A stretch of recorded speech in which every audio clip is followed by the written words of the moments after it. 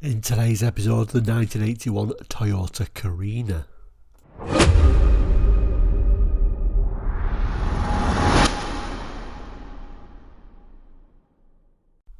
Hello and welcome back to Quarterlight, your car brochure channel here on YouTube.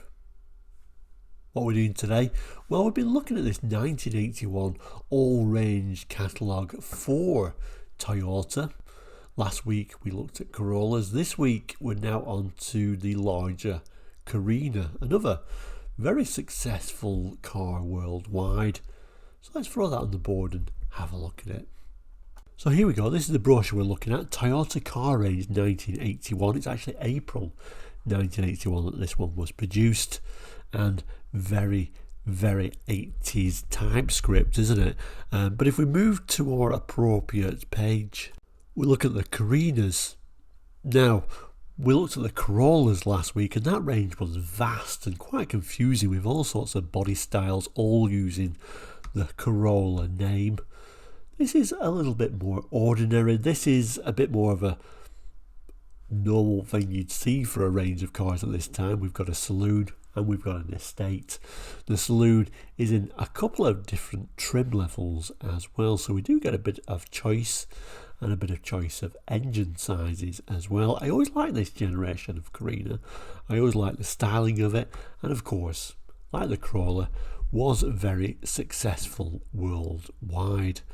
Let's look at the text and some of the specifications, although certainly this brochure review isn't going to be as long as last week's because the range of Carinas isn't as long either.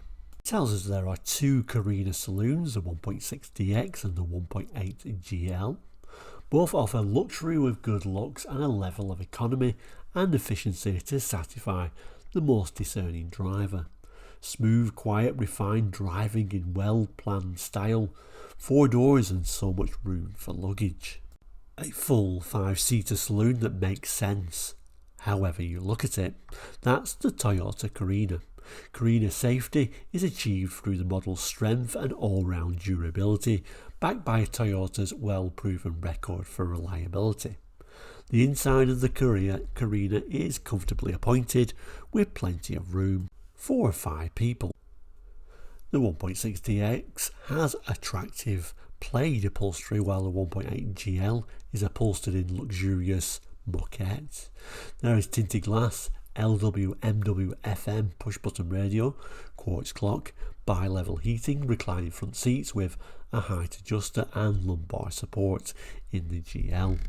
Controls at the driver's fingertips and precise steering coupled with a 5-speed gearbox, optional 3-speed automatic on the 1.8 GL.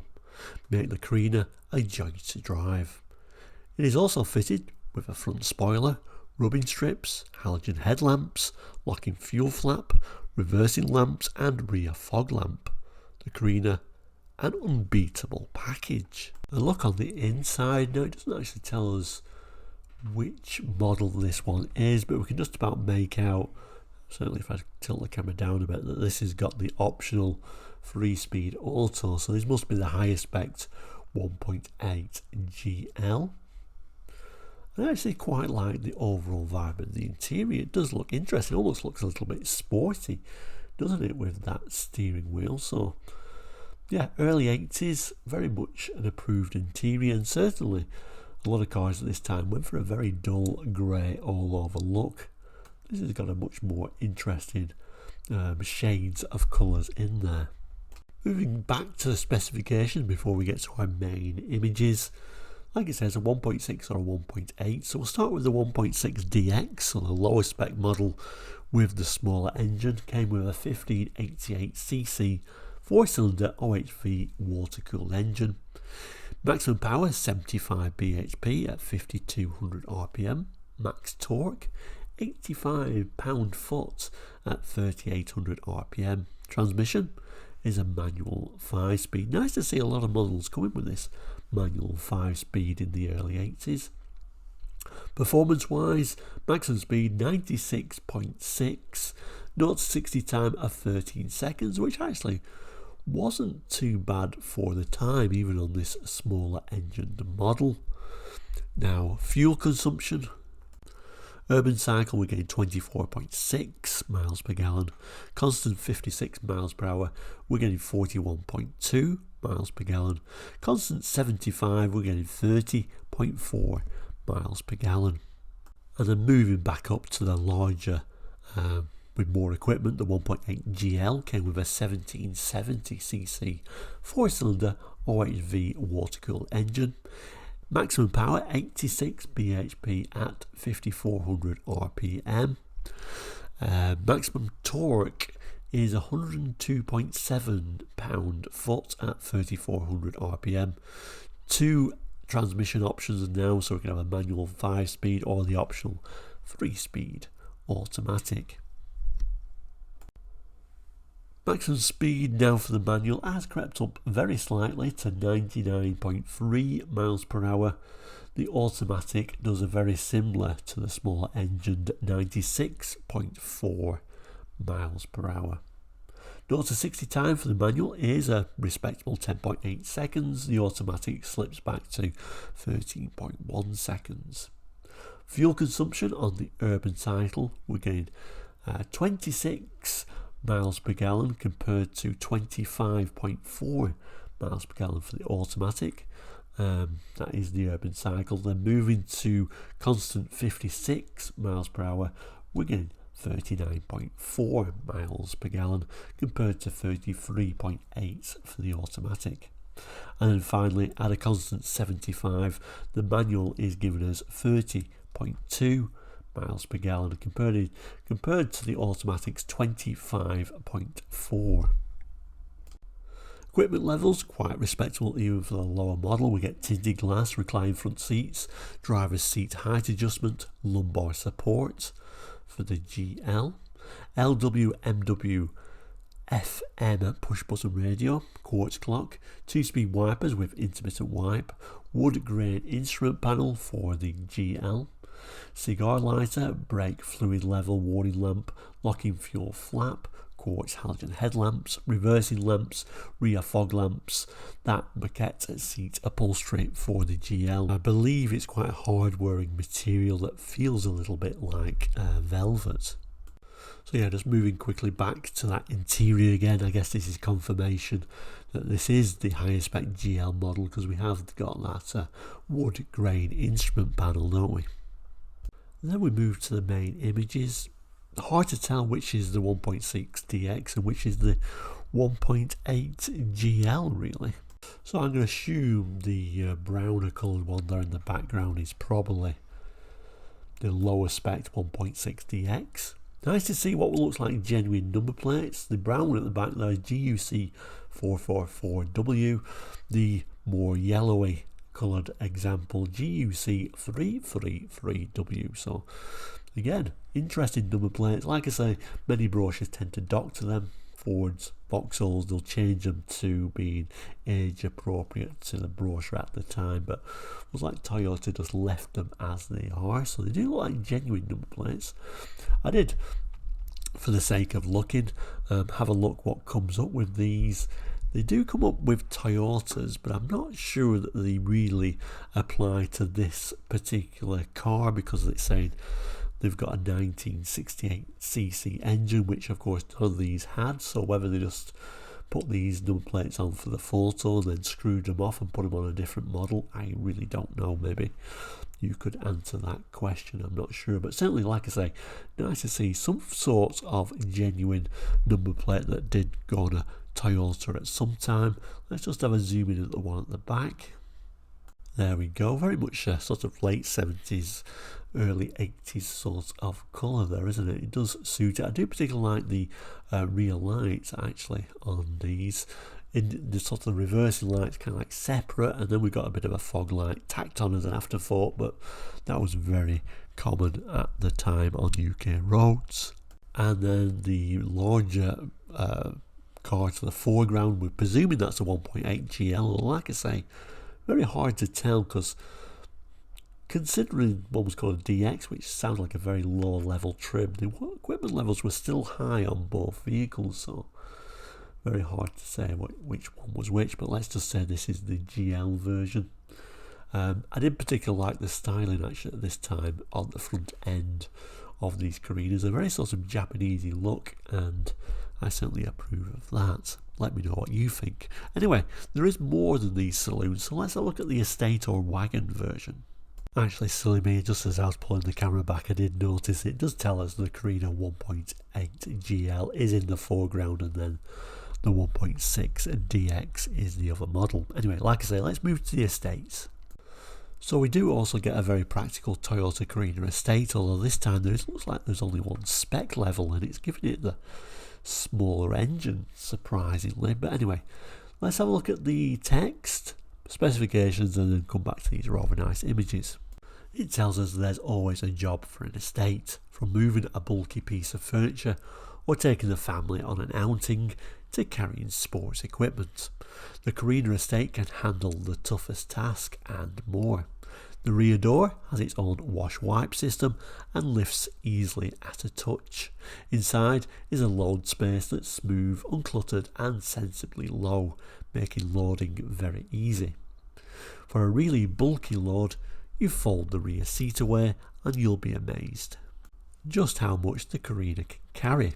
Weight is no problem either. The estate has a rear suspension designed to cope with the heaviest of loads.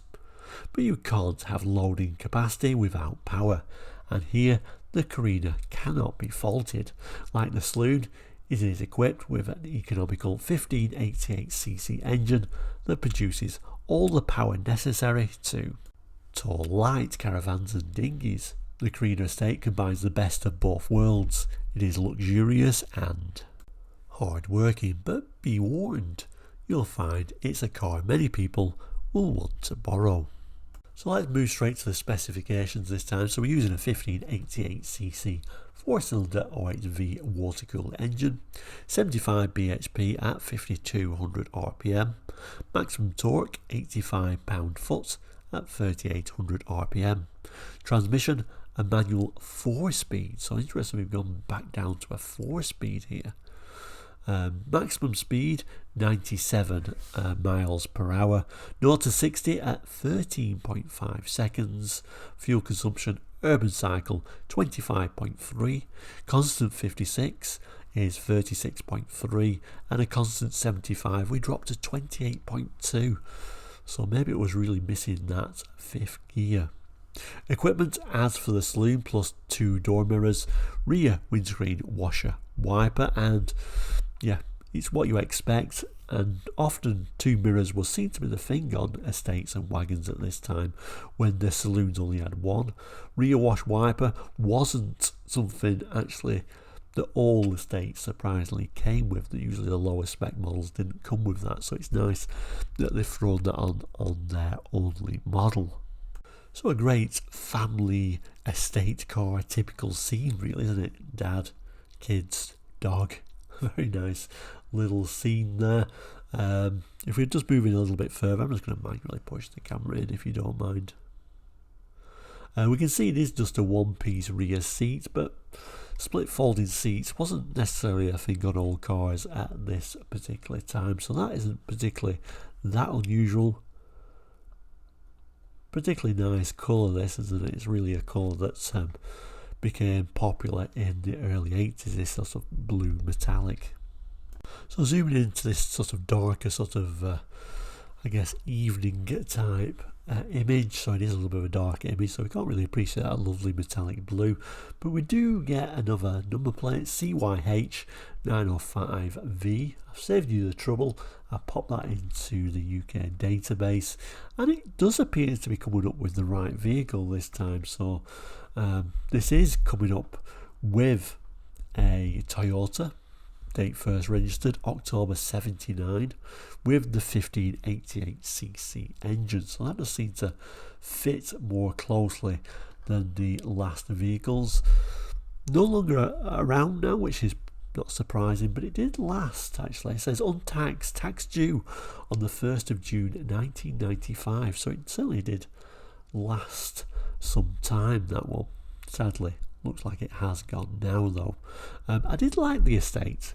I like the style of the estate. I think I would have been put off by the fact that this only had a 4-speed manual and those fuel consumption figures certainly drop off, so I think I would have stuck with the Saloon and probably that 1.8 GL. It certainly looks a nice vehicle to own. So next week will be the sleeker coupe and liftback. So thank you so much for watching today's episode of Quarterlight with the Toyota Carinas from the UK in 1981. But thank you so much for watching today. Please do comment your memories of the Carina if you have any, your experience. From what I'm gathering, an extremely reliable car that probably rust got them before any sort of major mechanical problems. But yeah, I do like the overall styling of these. Maybe they was a little bit forgotten at the time. Maybe I appreciate them more today. I'm not sure. But anyway, thank you so much for watching. We'll end, as we always do, by saying, please do consider subscribing. That is completely free. Keeps you in touch with the channel and the episodes. Click the little bell. We'll always remind you when a new episode arrives. You can also now become a member for a very small fee each month. It's not very much. I can't remember the exact figure. There's a couple of different levels, but click on the lower level. It's, well, have a look. I mean, I'm not saying you have to do that, but it's appreciated because it's helping keeping the channel going, and thank you so much for the members that we have. It really does keep that channel rolling along. But thank you so much for watching today. I'll put a couple more boxes here. One will be for the other models that we've already looked at in this Toyota range, and I'll put some kind of random other brochure up there somewhere. But thank you so much for watching today. Please do take care, and we'll see you very soon. All the best and goodbye.